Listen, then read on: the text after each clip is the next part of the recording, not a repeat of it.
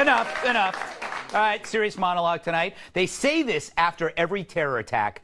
Be strong. This was an act of terror, and a particularly cowardly act of terror. This action was intended to break our spirit. But we also know New Yorkers are strong, New Yorkers are resilient. Oh, he makes me sick.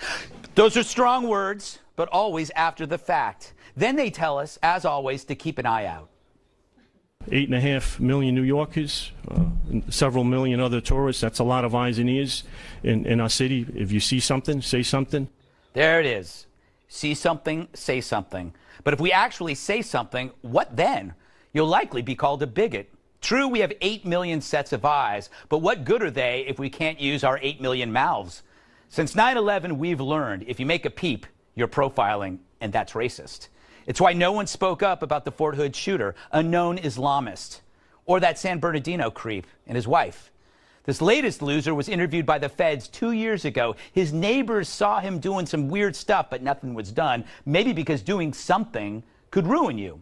They say don't be afraid to report suspicious behavior. But today, for a media who conflates terror with religion, reporting suspicious behavior is suspicious behavior. So forgive me if strong words bore me. We're handicapped in this fight because the media dictates the rules, which are this. You talk about vetting, you're Islamophobic. If you say you don't want terrorists here, they hear you don't want Muslims. So who's equating terrorists with Islam? It's the media. We talk about who politicizes tragedy most, but the quickest draw in that game are those who scream backlash, as if hypothetical revenge takes priority over actual corpses. The media does it, our leaders do it too. But Trump doesn't. Maybe because he's most like us. He reflects the common sense response to the presence of terror. Not just terror, but the agents of evil that lurks in our midst now. Most leaders speak of terror after it strikes because it's safer then. No, your beliefs on terror matter before, not after. But we are scared. We are fearful of being labeled a bigot. Islamophobia, phobia. It allows radical Islam to be treated differently than other threats. You play down climate change or drug abuse or guns, the media says you're in denial. But if you see radical Islam as a threat, well, you're insane. We talk about how horrible these truck attacks are, but I hate to be a downer. 10 years from now, this might be the good old days. Once we marry terror to technology, forget it. These truck attacks are minor. Worry about what's next. I call it terror change, the upgrades in mayhem based on trial and error. I wish our media cared as much about terror change as climate change. Would vetting help? Well, terror struck on Halloween, a night where extreme vetting takes place all over America. Parents take that pillowcase full of candy, they pour it out, and they inspect it. That's extreme vetting.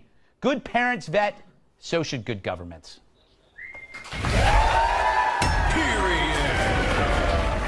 All right. Let's welcome tonight's guest. He's the mind behind the comic with a mind that is cosmic. His book, Win Bigly, just came out this week. It's a smash! Creator of the Dilbert comic strip, Scott Adams.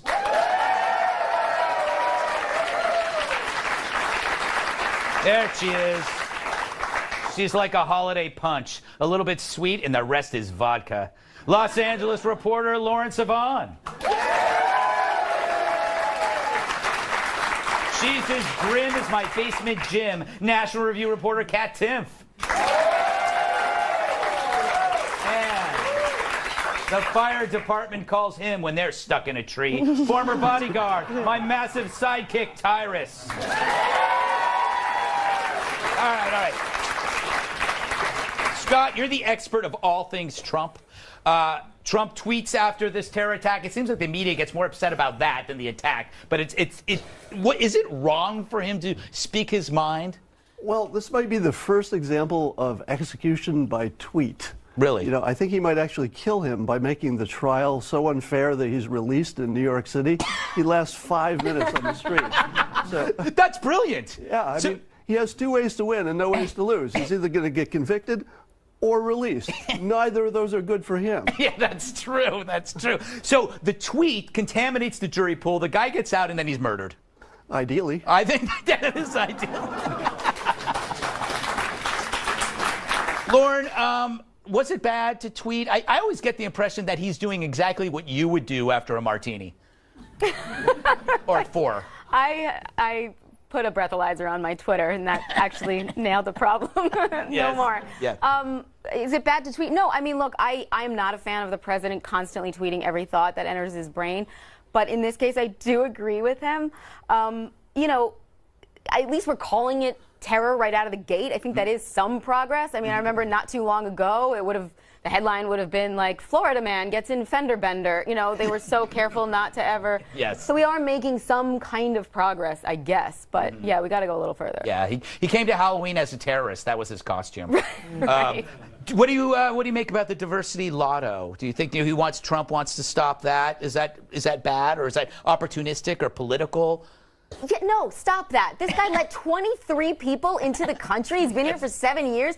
I can't even get approved for my TSA pre-check. Yeah. What is going on? How many 23 people came into the country for this? That is amazing. Kat, you don't even know 23 people?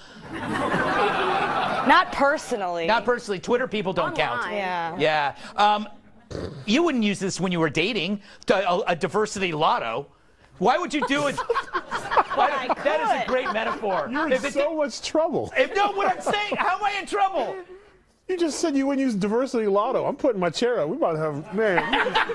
No, what I'm saying is diversity untethered to merit is dangerous because you don't know what you're getting. And you wouldn't do that when dating, even when you go on Match.com or whatever these young people do. You can never know what you're getting, though. That's true. Yeah. That's true. Well, you know, he was radicalized here. True. So we do need to look into that problem and that issue. As far as the tweets go, I totally understand the argument of him not being able to have a fair trial. But I think that was probably going to happen before Trump's tweets. Yes. I think that it happened when he killed a bunch of people and then asked for an ISIS flag in his hospital room. Most people were kind of like, I don't really like this dude. You know what's funny, though? They do sell those flags in the hospital gift shop. Yeah, it's not like the jury's still out on ISIS or not. Like, Yes. we've decided that they suck. That's what we think. A jury of your peers is going to say, if you're into ISIS flags, you suck. Yes. Tyrus, do you think people are afraid? Like, my point of my monologue is the see something, say something is easy to say, but impossible to follow through on. I've been there when I think I've seen something and I go, but if I say something, I'll be seen as the bad guy. Right. Like when I see you, Tyrus, I'm going, but I never say anything. I never say anything. Did you guys say when I walked in? You know what? It's a lot of it has to do with our culture. When I was growing up, it was snitches get stitches. Yeah. And there was this thing where like people don't talk and they keep to themselves, mind your own business. But now with the way things are now, we need to come up. This is the one thing that President Trump does great. He says exactly hey, would President Barack Obama say get the death penalty? No, he would not say that because he knows there'd be backlash. Yeah. Donald Trump said exactly what everyone was thinking. And I'm sorry, but your ass not getting a fair trial. You're just not. Yes. You used the truck to try to commit mass homicide. Sorry, bruh. Yeah. You're not getting a fair trial. Yeah. Those people didn't get a fair trial. They didn't get a fair chance. not So, somebody sorry. And the argument to say that, the president was wrong for saying that, he wasn't wrong. And we've become such a, it's not okay to tell. And I go through the same thing. When my kids tell on people, I used to be like, ooh, don't be that kid. And I'm like, no, you know what? That's cool. Tell. It's cool. I'm going to start telling on people. Because if you do, maybe, just maybe, you might be a bigot for a day, but you might end up being a hero. Yeah, but the thing is, no one will know if you're a hero if you prevent anything. I probably prevented 1 million terror attacks. Yeah. I have no idea. Scott, what should we do with this guy if we don't kill him? Is he some kind of valuable information or a persuasive device we can use? We don't often get to capture one alive. Right, yes. So I say we experiment with our persuasion, deprogramming, as long as it takes. Yeah, as long as it takes. He's not going anywhere. Yes, we got time. Exactly. We could have a lottery where people can actually get to test him on various things. Or just put him in Gen Pop. Yeah. Put him in Is that a club? Peers. It could be. It could be. Gen Pop. Yeah. Oh, sorry. General population in prison. Yes. Our audience isn't as street savvy as you. Yeah, I guess they. Virus.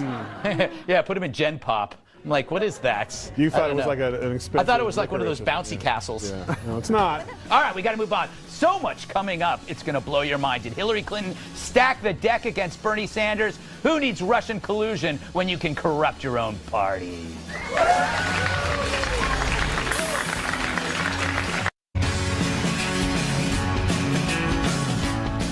Brazil has had her fill of Hill. A stunning claim by Donna Brazil that the Clinton campaign rigged the primary against Bernie Sanders. Trump was right. Oh, my God. In her new memoir, the former interim Democratic Party chair said she inherited a financial mess when she took over for Debbie What's-Her-Face.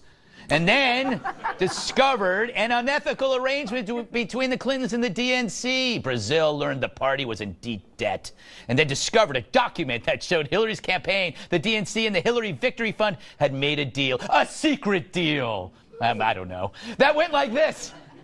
The Clinton campaign would raise money and invest in the DNC. In return, Hillary would control the party's finances, strategy, and all the money raised. Brazil says that deal was made in August of 2015, almost a year before Clinton had the nomination. Kind of amazing.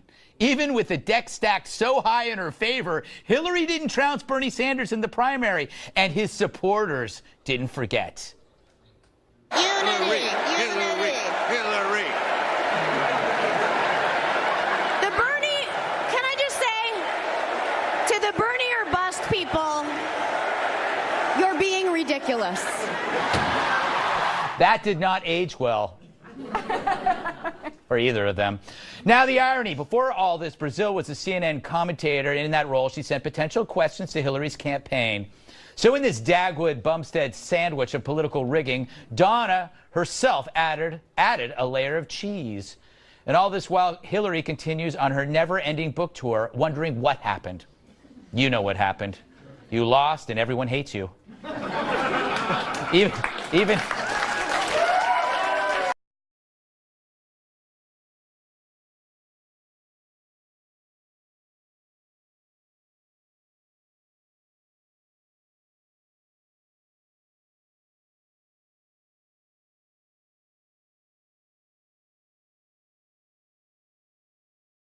Comes from Hillary.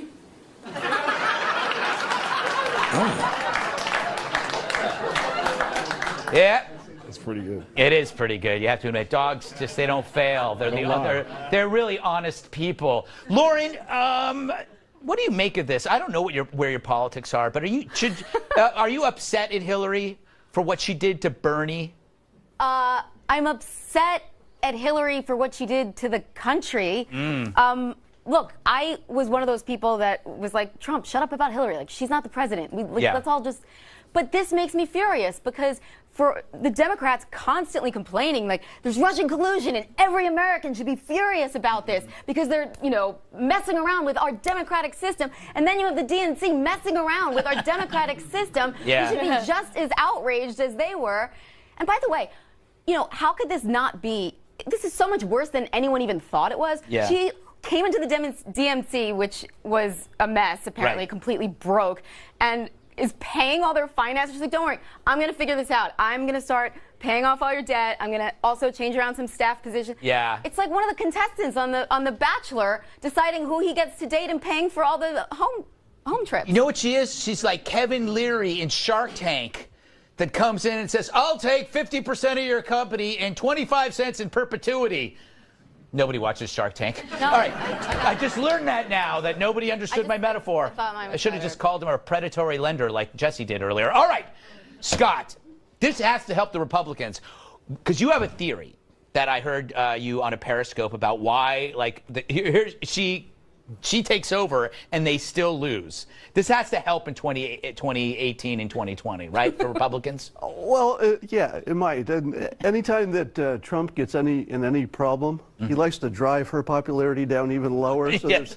there's, you don't have to outrun the bear. You just have to outrun your other camper. And Yeah. right now, she's like the standard comparison of all things. And she can't run fast. But I'll tell you, I heard that story, and the thing that surprised me What? was not that she bought a political party, but that the price was so reasonable. I'm starting to shop for one myself. I've got my eye on the Green Party. Yes, the Green I think I could have it for $1,000. You probably can. I think there. I think you can actually raise money on that GoFundMe page, and you can actually buy the Green Party. All right, Tyrus, what would happen? I mean, do you think that this is all about a book? Like, if she didn't have a book, this wouldn't have come out, or I don't know. This is a well-timed hit. Mm-hmm. Here's the thing. This drama with the Democrat Party started with Barack Obama. Yeah. He was a star, and the rest of them hate him for it. Yeah. And when he left the party, when he became less political for them, they stopped making money. The DNC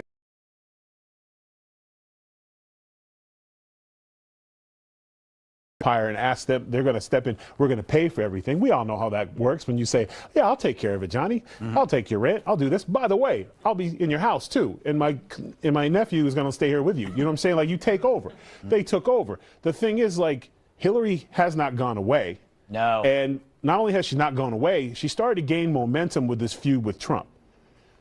It was getting a base starting behind her. It was getting people behind her. I think this was a hit. Like, we can't have her here anymore. Yes. The people need to know. Yes. She is just as crooked as the accusations that she's making towards Trump and his party. She's the same exact person. Donna Brazile pulled the Tanya Harding on Nancy Kerrigan. Yeah.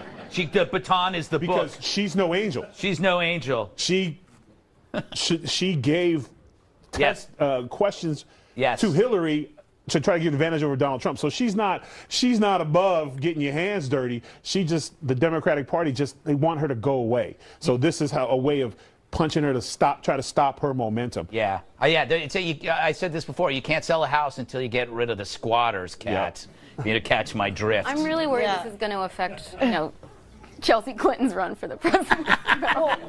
The funniest thing about this for me is Hillary Clinton this summer was complaining that the DNC never did anything for her. Yes, that's true. That's right. Did you want them to shower for you as well? Because I can't think of anything else they're not doing. But the silver lining is this means that she really did accept blame for her own loss, because she blamed the DNC. Now we know she was running the whole show. Yeah, that's true.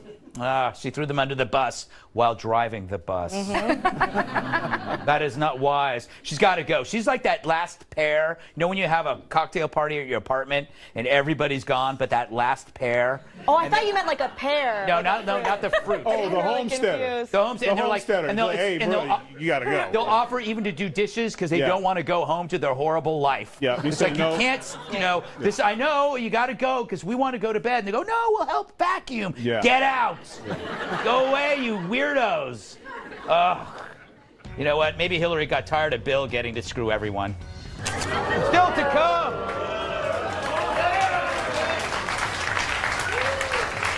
Manafort, Gates, Papadopoulos. But enough about my 3 hairless ferrets. The Mueller investigation next. Gutfeld show. Manafort is off to court for wads of cash he didn't report. I really am the Dr. Seuss of Fox News. Paul Manafort, former Trump campaign chair, and Larry Mondello look alike. Come on. Don't you see it? You see it, don't you? I see it. Anyway, he was indicted after it was alleged that he laundered money made from political dealings in Eastern Europe. This leads to 2 preliminary hot takes. 1, there is no collusion. 2, there is no collusion yet. Yippee. Still, even though there wasn't a smoking gun revealed, some on the left are adding this nothing pierogi to their all-you-can-eat buffet of reasons to impeach the president, like this ad. He's brought us to the brink of nuclear war, obstructed justice at the FBI, and in direct violation of the Constitution. He's taken money from foreign governments. It's why I'm funding this effort to raise our voices together and demand that elected officials take a stand on impeachment. This president is a clear and present danger, who's mentally unstable and armed with nuclear weapons, and they do nothing. Oh, man. Oh. He was listing all the good points. Meanwhile, that gathering that we told you about last week to commemorate the anniversary of the election of Donald Trump, it's called Scream Helplessly at the Sky on the anniversary of the election, that is happening this week. We got video of participants preparing for the event.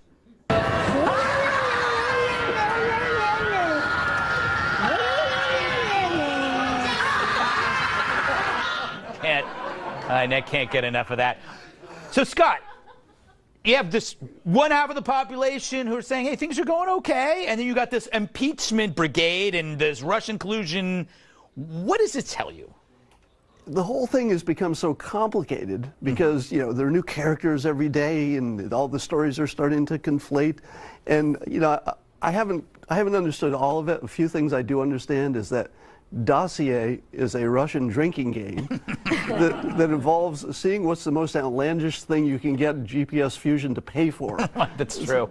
But everybody gets to, when you have this much confusion, everybody gets to see whatever they wanted to see. Right. So it's sort of like I describe it as two movies running simultaneously on one screen. You're sitting in the same theater, you're watching the same thing, but somebody's leaving with that was a great comedy, and somebody else is leaving, that's the scariest movie I've ever seen. No, it's true. It's like people think that Love Actually is a romantic film when really it's a story of the undead.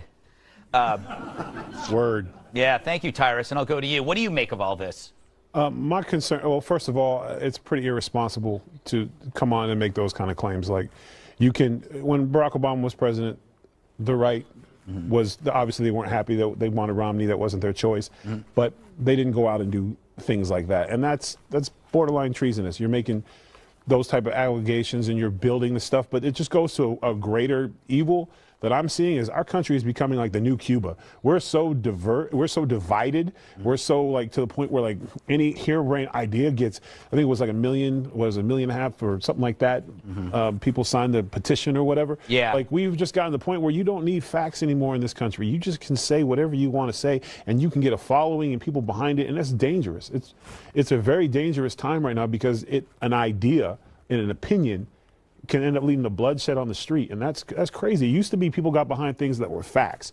I'm going to die for this cause because I know it's true, and I'm going to fight for civil rights. I'm going to fight for equality. I'm going to fight for the right to freedom of speech. I'm going to fight for things. Now we're fighting for, well, I'm going to say these things about Trump because it sounds good, and people are willing to go fight for his idea because he doesn't like Donald Trump because Donald Trump beat him to become president and he didn't think of it? I'm optimistic, though, and Scott, you mentioned this before, that once they removed the masks from Antifa, there was a huge reduction in violence. It's like nobody, once people see your face, you stop breaking the law. So I think that's been a positive thing. I think a positive development. Kat, should we take all of this seriously?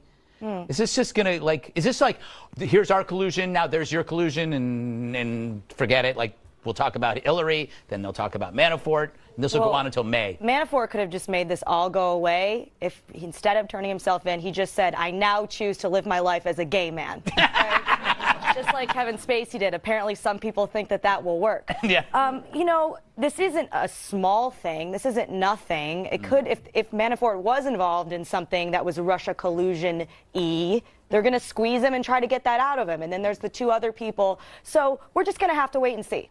There you go. Wait and see. I love that as a talking point on a talk show. We'll just have to wait and see. I'm sorry. I'm not the FBI. I'm not the FBI. That's a responsible thing. You're supposed to lie or make up something.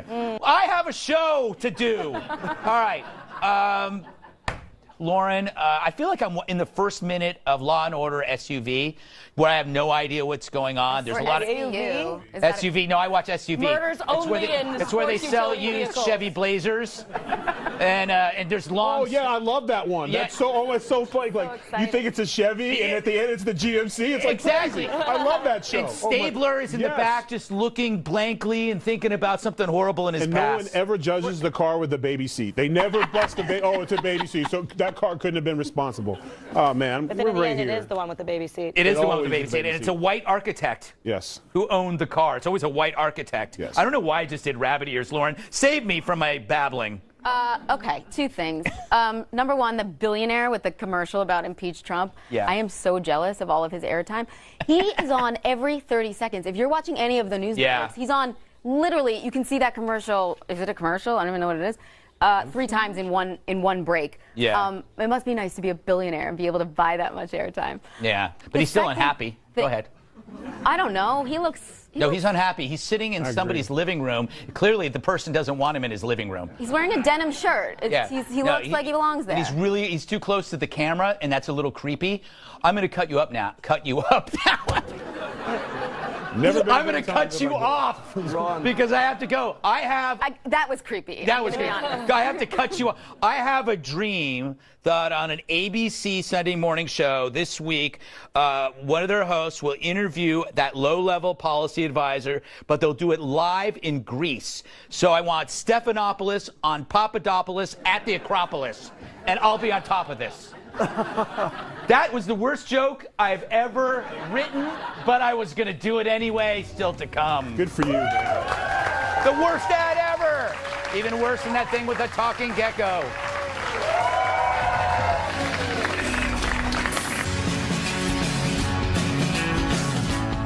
It's the worst film I've seen since I cleaned my bathroom tiles. I speak of a campaign ad attacking Republican candidate for Virginia Governor Ed Gillespie. It features a presumably white guy trying to mow down minority children with his truck. You know, something that would get a standing O at Con.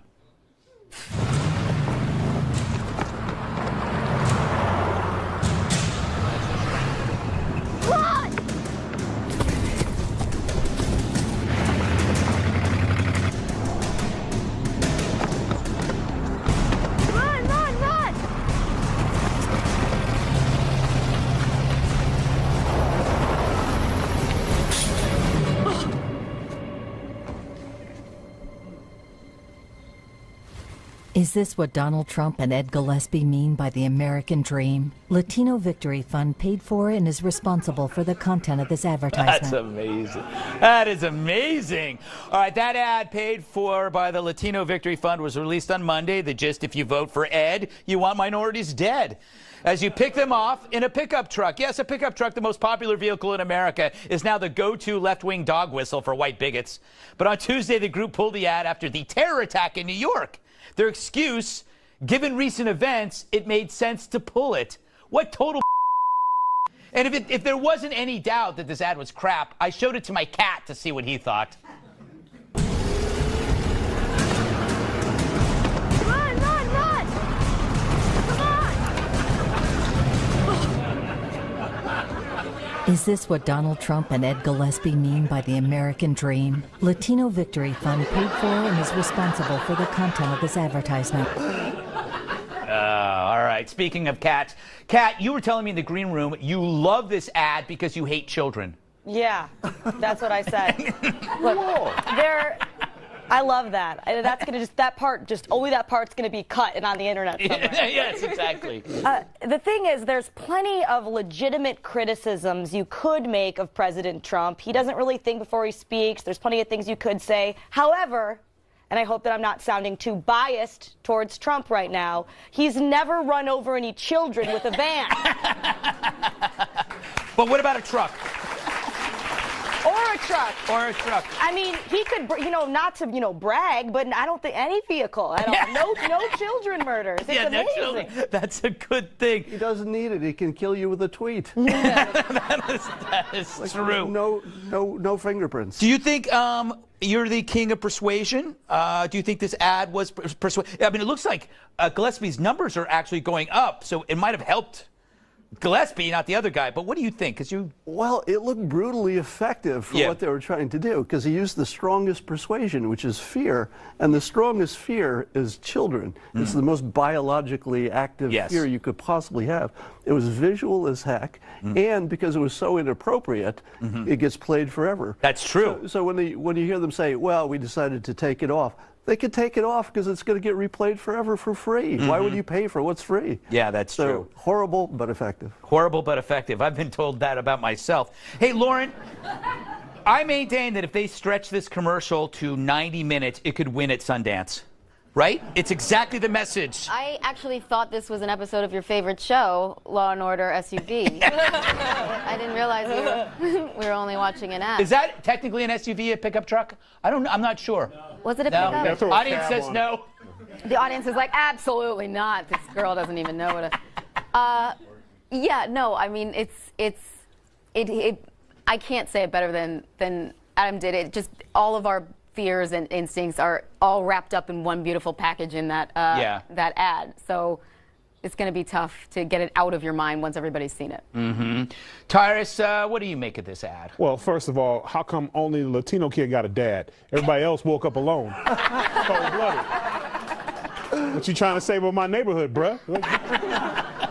I mean, that's the first thing that I picked up on. Yeah. The second thing was like, was he really running him down? He just looked like a creepy guy on a drive. I mean, yes.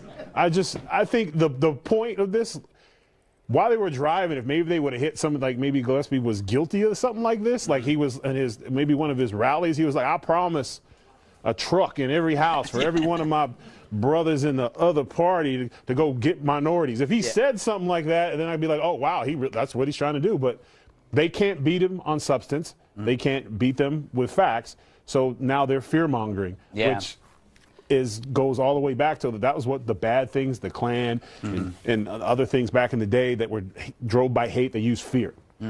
So now you're using fear. Exactly. So and good luck with that. Scott, if it didn't work out with them, it's not going to work out for you. But fear can work. I mean, fear has worked in ads. You know, but the thing that gets me, and then we got to move on, the reason for pulling the ad, linking it to terror, is shameless and disgusting because they were pulling the ad anyway. They were pulling it because they were getting so much backlash. But then when the terror attack happened, they go, oh, in recent events, because they both involved trucks.